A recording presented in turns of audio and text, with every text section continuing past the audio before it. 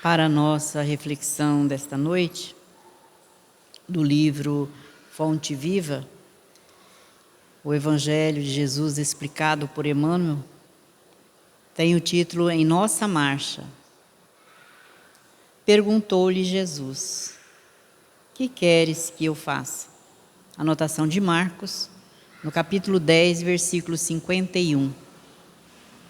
Então, Jesus saindo da Judéia, dirigindo-se a Jericó, e uma grande multidão seguia ele. E Bartimeu, o cego, filho de Timeu, estava sentado na beira do caminho, mendigando. E quando ouvira falar que Jesus se aproximava, ele começou então a gritar: Jesus, filho de Davi, tende misericórdia de mim. E ele gritava e as pessoas que estavam próximas o repreendiam e ele gritava mais alto: Jesus, filho de Davi, tende misericórdia de mim. E Jesus então parou e pediu que o chamasse. E ele então despiu a sua capa e se aproximou de Jesus. E quando então Jesus lhe pergunta, que queres que eu faça? E ele então respondeu: que eu tenha vista. E Jesus então disse a ele: vá em paz, a tua fé te salvou. E Emmanuel então, ele vai explanar esse pequeno texto do Evangelho. Perguntou-lhe Jesus: que queres que eu te faça? E Emmanuel então nos diz: cada aprendiz em sua lição, cada trabalhador na tarefa que lhe foi cometida, cada vaso em sua utilidade, cada lutador com a prova necessária. Então, nós sabemos que todos nós aqui somos aprendizes, do Evangelho de Jesus. Todos nós viemos com tarefas a serem cumpridas e sabemos que cada um de nós, que somos esse vaso, temos uma utilidade, E como cada um de nós, como lutador, também tem a prova necessária, aquilo que carecemos aprender, aquilo que carecemos aprimorar dentro de nós mesmos. E Emmanuel então continua dizendo: assim cada um de nós tem o testemunho individual no caminho da vida. Então cada um de nós, ninguém vai dar o testemunho em nosso lugar, nas nossas lições, Quando aprendemos determinada lição na escola regular, ninguém pode ir lá fazer a prova por nós, não é verdade? Ninguém, somos nós mesmos. Assim na nossa vida cotidiana, diária, somos nós que devemos testemunhar aquilo que aprendemos. Então, o exame é de cada um. Podemos auxiliar alguém, dar o ombro amigo para chorar, mas na hora de passar a provinha mesmo, ele terá que ir sozinho. Então, cada um vai ter que dar conta de si, disse Jesus. Diz Emmanuel: por vezes falhamos aos compromissos assumidos e nos endividamos infinitamente. No serviço reparador, todavia, clamamos pela misericórdia do Senhor, rogando-lhe compaixão e socorro.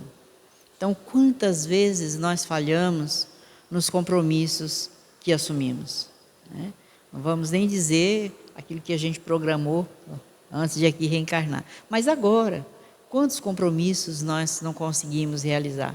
Que assumimos, não, esse eu vou fazer, me comprometo, lá na metade do caminho a gente abandona a tarefa pelo meio.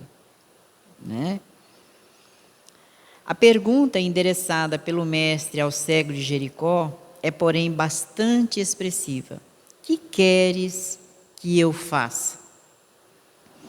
A indagação deixa perceber que a posição melindrosa do interessado se ajustava aos imperativos da lei. Nada ocorre à revelia dos divinos desígnios. Então, essa pergunta de Jesus, que queres que eu faça? Então ele teve que dizer o que era mais importante para ele, o que ele necessitava. E assim, como diz aqui Emmanuel, é uma posição bastante difícil. Precisamos saber o que vamos pedir, porque muitas vezes o nosso pedido não será um bem para nós, né? Então, como ele diz que nada ocorre à revelia dos desígnios de Deus, nós temos que ter cuidado, né, com o que pedimos. Bartimeu, o cego, soube responder, solicitando visão. Entretanto, quanta gente roga acesso à presença do Salvador e, quando por ele interpelada, responde em prejuízo próprio, né? Então, aqui Emmanuel diz que o cego soube pedir, que era a vista. Mas quantas vezes nós pedimos algo que não será um bem para nós, né? Então, perdemos a oportunidade de trabalhar o nosso íntimo, o nosso interior, né? E fazemos pedidos que nos levará às quedas. Ou que, na maioria das vezes, a resposta vai ser um não. Porque nem sempre os nossos pedidos são respondidos com sim, porque Deus sabe o que é melhor para nós, né? E só vamos receber de acordo com aquilo que nós merecemos. E Ele sabe quando nós não conseguimos cumprir tarefas, que todos nós viemos com tarefas definidas. E retornamos à pátria espiritual, muitas vezes, sem cumprir com essas tarefas. Voltamos com dívidas maiores, nos endividamos, como diz aqui Emmanuel, infinitamente. E aí Emmanuel continua dizendo: lembremos-nos de que, por vezes, perdemos a casa terrestre a fim de aprendermos o caminho da casa celeste. Então, muitas vezes nós achamos que nada valeu a pena, né? Tudo foi difícil. Alguns dizem, trabalhei muito e tudo que eu desejei não consegui. Mas aí diz Emmanuel que muitas vezes nós perdemos aqui para aprendermos a conquistar a casa celeste, ou seja, também vai depender de como nós aceitamos essas dificuldades, como nos comportamos diante das dores, das aflições, né? Quantas vezes, quando aquilo que não sai do nosso querer, da nossa vontade, nós achamos que, né, Deus foi justo conosco e chegamos muitas vezes a amaldiçoar a vida. Achamos que não vale a pena aqui estar, né? Para que viver em umas condições dessa, com tanta dor, tanta dificuldade, tanta doença, tanta enfermidade? Não paramos para analisar a mensagem que ela nos traz, a dor. A mensagem que a enfermidade nos traz. A mensagem das perdas materiais nos traz. Das dificuldades no seio familiar. Qual é a mensagem que está sendo trazida até nós? Não paramos para meditar nisso. E aí então nos endividamos infinitamente, como diz Emmanuel. Em muitas ocasiões, diz Emmanuel, somos abandonados pelos mais agradáveis laços humanos, de maneira a retornarmos aos vínculos divinos. Então, quantas vezes, né, somos até meio que abandonados pela família, outras vezes por amigos. É para aprendermos, diz Emmanuel, a retornarmos aos laços divinos. Como estamos nos comportando diante da família, diante dos amigos? Qual está sendo a nossa mensagem que estamos levando a eles? Muitas vezes nós não paramos para analisar que somos nós mesmos que os afastamos da nossa presença, com o nosso comportamento, com a nossa maneira de falar, de agir, né? De exigir deles aquilo que nem a gente ainda faz. Há épocas em que as feridas do corpo são chamadas a curar as chagas da alma e situações em que a paralisia ensina a preciosidade do movimento. Então, quando a dor chega no corpo, né, diz Emmanuel que é para curar a nossa alma, dependendo de como vamos aceitar essa enfermidade, né? Porque se não formos resignados, se não pararmos para ver ali uma lição preciosa e ver se algo podemos mudar dentro de nós, como está sendo o nosso comportamento, será que estamos cultivando a paciência nesse momento, a tolerância com aqueles que nos servem? Ou será que estamos falando em voz alta, gritando, exigindo, porque não podemos nos locomover, e a pessoa nos esqueceu por alguns instantes? Ou não ouviu o nosso chamado? Então precisamos meditar. E aí continua Emmanuel dizendo: é natural, peçamos o auxílio do Mestre em nossas dificuldades e dissabores. Então é natural, quando passamos por dificuldades, buscarmos o socorro do nosso Pai Celestial, de Jesus, o nosso amado irmão, né? Rogando a Ele o socorro para balsamizar as nossas angústias, as nossas aflições, nos fortalecer diante daqueles momentos difíceis, para termos serenidade e equilíbrio para encontrar soluções para aquela dificuldade, né? Entre mentes, diz Emmanuel, não nos esqueçamos de trabalhar pelo bem nas mais aflitivas passagens da retificação e da ascensão, convictos de que nos encontramos invariavelmente na mais justa e proveitosa oportunidade de trabalho que merecemos e que talvez não saibamos de pronto escolher outra melhor. Então, aproveitar todas as situações, sejam elas fáceis, difíceis, sejam elas de dor, de sofrimento, de angústia, ou muitas vezes de tristeza por acharmos que estamos abandonados por alguém, esquecidos dos amigos. Em tudo vermos uma lição preciosa e trabalhar dentro de nós os sentimentos que muitas vezes nos levam ao desequilíbrio mental e assim também espiritual. Ao invés de orarmos por aqueles que nos cercam, nós os amaldiçoamos. Nós desejamos que eles se afastem de nós.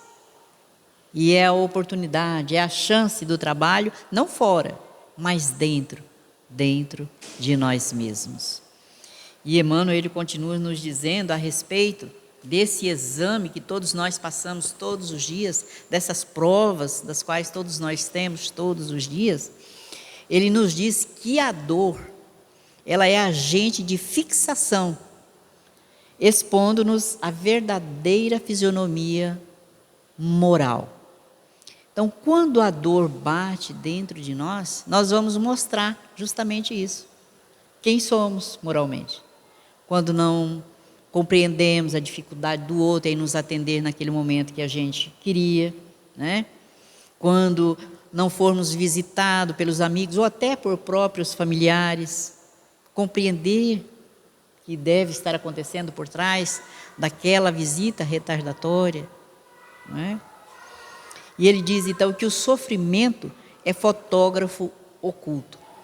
Então é na hora da dor que nós vamos nos revelar quem somos.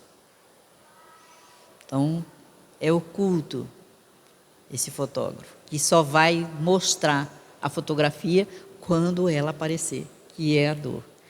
Então é um ensinamento para todos nós. São lições, diz Emmanuel, lições educativas, que nos auxiliam a nos renovarmos, a nos reeducarmos, a olharmos para dentro de nós sem a máscara, porque para a gente mascara tudo. Eu sou o bom, eu fiz tudo certo, o outro tem a culpa de tudo. Então, olharmos verdadeiramente quem somos, nos conhecer profundamente e daí, então, começarmos a corrigenda dentro de nós, né? Então, esse fotógrafo oculto, diz ele que é o sofrimento, Ele esclarece os mais íntimos aspectos da personalidade, situando-os à descoberta, ou seja, ficamos às claras. Aclara os menores impulsos do coração, deixando-os à mostra. Então, aquele coração bondoso, né? Aquela pessoa suave, que as pessoas ao se aproximar se sente bem, ou aquela pessoa amarga que, né, destila amargura em tudo que fala, que diz, no modo de pensar, na maneira de agir. E ele diz que, em razão disso, cada problema que te procura, diz ele, é semelhante ao trabalho de análise dirigida, como que a radiografar-te certas zonas do ser, de modo a verificar-lhes o equilíbrio. Então, é através desses momentos difíceis que nós vamos sendo radiografados e vamos deixando aparecer nas radiografias quem nós somos, através da fala, do modo de expressar, não é? E cada provação, ele diz que pode ser comparada a um banho de substâncias químicas. Ou seja, cada prova difícil que nós temos pode ser comparada a um banho de substâncias químicas, testando-nos as ideias, os sentimentos, para definir-lhes a sanidade. Se somos pessoas que temos equilíbrio mental, né? Equilíbrio no falar, no pensar, no agir. Então, é esses momentos. Então, é a vida, diz ele, expressando a sabedoria divina. E observa cada um de nós, né, diariamente, examinando o possível valor, a fim de valorizarmos. Então, ele diz que cultura nobre granjeia tarefas nobres, enobrecidas, né? Como a virtude alcança sempre o merecimento. As pessoas virtuosas, né, têm o merecimento, porque são pessoas boas, que já aprenderam a equilibrar-se, né? E quem aprende, diz Emmanuel, quem aprende essas lições, pode ensinar. E somos todos nós aprendizes, com oportunidades de aprendermos seriamente essas lições, aplicar elas em nossas vidas. E em todas as dificuldades, todas as provações, diz ele, e as adversidades e sombras, ele diz que nós devemos permanecer fiel ao bem, no serviço incansável, para que o bem nos revele através dos outros. Então é aquilo, tudo que nós damos, nós recebemos de volta, disse Jesus, né? Tudo que fizerdes aos outros, a vós mesmos o fazeis. E aí ele dá uma orientação para todos nós. Não consultes a palavra impossível no dicionário da experiência. Quantas vezes a gente diz, não, isso é impossível realizar, não dou conta. Ele diz para a gente não consultar essa palavra na nossa experiência aqui, terrena. Todos temos a vontade por alavanca de luz, e toda criatura, sem exceção, ou seja, todos nós, demonstrará a qualidade e o teor da luz que entesoura em si própria, toda vez que chamada a exame na hora da crise. Então, na hora da dor, na hora da dificuldade, na hora do momento mais difícil, nós vamos ser chamados ao exame. Espera lá, como é que você se comportou, né, nesse momento de dor, de sofrimento, diante da falta daquele que se aproxima da tua presença, aqueles que convivem contigo, né? Como você se comportou diante da negação daquele que dizia fazer tudo por você e no momento nada fez, né? Então, esses momentos são momentos de exame. E o nosso irmão X, ele nos traz uma lição que nos mostra apenas uma prova. A prova da paciência, né? E nós perdemos a paciência facilmente, a gente diz, né? Perdi a paciência. Não é que perdeu, não conquistamos ainda, né? O dia que a gente conquistar, a gente não vai perder. Por enquanto, estamos lutando, nos esforçando para essa conquista das virtudes, né, do amor, e uma delas a paciência. Então ele nos diz, irmão X, quando se dispôs Leonarda à nova reencarnação, Lucinda, a nobre amiga espiritual que permaneceria na esfera superior, recomendou. Então, Lucinda ia continuar desencarnada, auxiliando a irmã Leonarda, que iria reencarnar. Leonarda, minha irmã, grandes tesouros tem conseguido você nos caminhos da vida, e suas aquisições de virtude prosseguem no ritmo desejado. No entanto, sua provisão de paciência é muito escassa. Seu atraso nesse terreno é particularmente lamentável, provocando enorme desarmonia no admirável conjunto de suas qualidades pessoais. Faça o possível por elevar o padrão de sua resistência pela intensificação do autodomínio. As realizações do espírito não são gratuitas, constituem patrimônio eterno, adquirido a preço alto em esforço e experiência. Tenha coragem nessa edificação. Quando na Terra, esquecemos frequentemente a real significação do desassombro.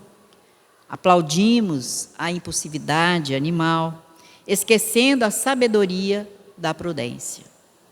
Agora, porém, minha amiga, felicitadas pelas bênçãos de Jesus, busquemos o entendimento necessário, aprendendo a vencer sem armas visíveis, nos combates silenciosos do coração, no recinto do lar, onde o sacrifício é sempre mais vivo e mais proveitoso. Em voltando presentemente à carne, não esqueças que a renúncia é a mestra da paciência. Leonarda ouvia com interesse, revelando no olhar a preocupação indisfarçável do aprendiz que regressa à escola terrena. Transcorrida ligeira pausa, a amiga continuou. Sabemos que existe alimentação e assimilação, estudo e aproveitamento, dor e renovação. Esgota-se o corpo físico quando se alimenta e não assimila. Entrega-se o estudante a muitos disparates quando lê e não medita. Precipita-se a alma em regiões infernais quando sofre e não recolhe os valores da lição. Lembre-se de semelhantes verdades na terra. Para nós, que muitas vezes fomos injustas para com o próximo, o melhor método de adquirir a paciência é o de sermos justas para com os outros, sem exigir que os outros sejam para conosco. Essa indicação, aliás, vem de Jesus desde o processo que o conduziu à crucificação. O Mestre foi sumamente bom para com todos. Entretanto, não reclamou qualquer manifestação de justiça para consigo mesmo nos grandes momentos. E ele era puro, Leonardo. Não desejo de modo algum induzi-la a desconsiderar a retidão. Examino apenas o aproveitamento da oportunidade. Tolo é o doente que despreza o remédio.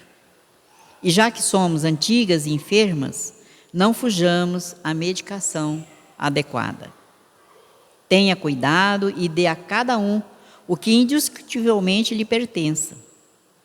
Contudo, se houver atraso na recepção do que lhe couber, não descreia do equilíbrio divino, valendo-se do ensejo para enriquecer a sua capacidade de resignação para o bem.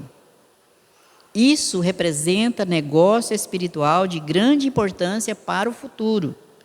Quanto ao mais, saiba você que estaremos ao seu lado, assistindo-a com amor. De seu concurso depende a realização. Leonarda prometeu observância aos conselhos ouvidos, assumiu compromissos graves e tornou à terra. No entanto, apesar dos ajustes havidos desde criança, revelou extrema inquietude e frequente indisciplina. No fundo, era bondosa e sensível, mas navegava facilmente da calmaria à tormenta. Chegada à juventude, o plano espiritual convocou-a, a pouco, às provas da paciência que necessitava. Leonarda casou-se, mas no aparecimento do primeiro filhinho começaram os serviços mais duros. Cristóvão, o marido, na condição de espiritualista, proporcionava-lhe o melhor quinhão de assistência. No entanto, a companheira parecia surda a todas as advertências alusivas à conformação e à tolerância. Não obstante a sua nobre dignidade de esposa e mãe, descontrolava-se ao primeiro sinal de ajuda, aliás, de luta mais forte. Perdoe-me. Descontrolava-se, ao primeiro sinal de luta mais forte. Cessada a borrasca doméstica, lavava-se em pranto de arrependimento, reconsiderando atitudes. Mas, quantas vezes fosse visitada pela contrariedade ou pela tentação, quantas caía Leonarda em desespero e revolta em razão da invigilância. Convertia as moléstias mais simples em fantasmas horríveis e transformava os mínimos dissabores em tragédias comoventes. Dentro de semelhante clima sentimental, os filhos andavam enfermiços, o esposo inquieto e a residência menos cuidada. Leonarda, conquanto bondosa, não sabia trabalhar nem descansar. No serviço mantia-se impaciente, no repouso vivia atormentada. Agia muito longe da tranquilidade operosa que produz a segurança íntima. O companheiro, por sua vez, não conseguia torná-la inconfidente de suas naturais aventuras e questões. Leonarda não sabia como analisar serenamente os problemas. Contrariava sistematicamente tudo que lhe não proporcionasse bem-estar. Nas regiões evangélicas, ouvia importantes preleções sobre a humildade e a coragem, costumando observar: as pessoas infelizes quanto eu não podem ser conformadas, dizia Leonarda. E como se a virtude fosse algo insustentável, repetia sempre: muito consoladores são os elementos da fé, mas perco a paciência todos os dias. Se a dor, no entanto, vale alguma coisa para a melhoria da alma, estou sinceramente confortada, porque os meus sofrimentos têm sido infindáveis. Nessa diretriz prejudicial, atravessou o estágio terrestre. Sem dúvida, efetuou louváveis aquisições nos sacrifícios do lar.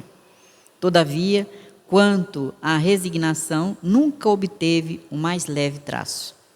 Chorou, reclamou, protestou e reagiu, sempre que assediada pelos dissabores comuns. A pior característica em seu caso, porém, é que Leonarda jamais se inquietou com o bem dos outros, mas sim com a satisfação de si mesma, incapaz de suportar o menor espinho. Ao terminar a tarefa terrena, Lucinda esperava com a mesma serenidade dos outros tempos. Abraçaram-se comovidas, logo que a memória de Leonarda recuperou as recordações, permutando os júbilos da amizade sincera. Depois das primeiras impressões afetuosas, falou a amiga espiritual: é lamentável tenha você demorado tanto tempo na oficina sem melhorar a obra. Como assim? Indagou a interlocutora, assombrada. Refiro-me à paciência, comentou Lucinda, carinhosa. A cada vez que a bondade infinita aproximava o seu coração do precioso manancial das oportunidades, você recuava apressada, recusando-me o auxílio. Tentei quinhoar-lhe a senda com inestimáveis recursos educativos, mas infelizmente... Espantou-se Leonarda ao ouvir as inesperadas considerações e com inexcedível desencanto acentuou triste. Que diz? Fui excessivamente provada. Mas não fui aprovada, explicou a amiga serena. Vivi com a pobreza e a dificuldade. Entretanto, não as aproveitou convenientemente. Experimentei muitas dores. Todavia, não guardou os ensinamentos. Sofri muito, mas não aprendeu. E porque a interlocutora emudecesse desapontada, Lucinda concluiu: você falhou nas provas de paciência que o aprendizado humano lhe ofereceu, mas não se desespere de novo. Haverá recurso para recomeçar. Então, essa lição nos traz reflexão em nós mesmos. Nos faz rememorar ou revisar as nossas atitudes, o nosso comportamento até esse momento. E o que podemos fazer para conquistar essas virtudes. Porque ao retornarmos à pátria espiritual, a nossa consciência, que é esse tribunal, vai também nos acusar. Ou aqueles que avalizaram pelo nosso retorno, certamente, como aqui a nossa irmã Lucinda, vai nos trazer o relatório do que nós deixamos de realizar enquanto aqui nessa escola amorosa, bendita, que nos recebe a todos. Então, que a lição da noite seja para todos nós consolação, esperança, fortalecimento da nossa alma, principalmente nas aquisições espirituais que todos nós almejamos, a ascensão espiritual. Então, o material para estudo nós temos dentro do lar, fora do lar, no trabalho, onde nós estamos. Temos lições preciosas. E quando essa não consegue nos atingir, vem a dor, vem as enfermidades nos chamando a atenção para o despertar das nossas atividades fraternas uns para com os outros. Que Jesus nos abençoe. Assim, Jesus, nós te agradecemos por estas lições que fala fundo aos nossos corações, nos convidando a revisar as nossas atitudes, o nosso comportamento diante dos nossos irmãos que nos cercam. Todas as dificuldades, o sabemos, são lições educativas. Auxilia-nos, pois, ó Jesus, a cumprirmos com os nossos deveres fraternais e assim educando a nossa alma enferma, mantendo em nós o sentimento do amor e assim conquistarmos as virtudes que são necessárias ao nosso aprendizado. Fortalece-nos, pois, a todos. Abençoa-nos, não somente a nós que aqui nos encontramos, mas os nossos irmãos que se encontram em nossos lares, aqueles que não puderam aqui estar conosco. Envolve a todos com o seu amor. Abençoando igualmente os nossos irmãos que se encontram enfermos nos hospitais, ou aqueles que estão recuperando em seus lares. Abençoa os nossos irmãos médicos, enfermeiros, todos os que cuidam da saúde, aqueles que cuidam da higienização, da alimentação dos hospitais. Não somente, Senhor, aqui da nossa cidade, mas do nosso país e de todos os países do nosso planeta Terra. Que a tua paz, Jesus, envolva igualmente os nossos irmãos que estão retornando à pátria espiritual. E te pedimos, Senhor, pela sua imensa misericórdia, para os nossos irmãos, Senhor, que promovem a dor e o sofrimento, que agem com tamanha crueldade para com seus próprios familiares e para com todos, porque somos todos aqui na terra uma só família. Que a tua paz, Jesus, envolva-nos não somente hoje, mas sempre, que assim seja.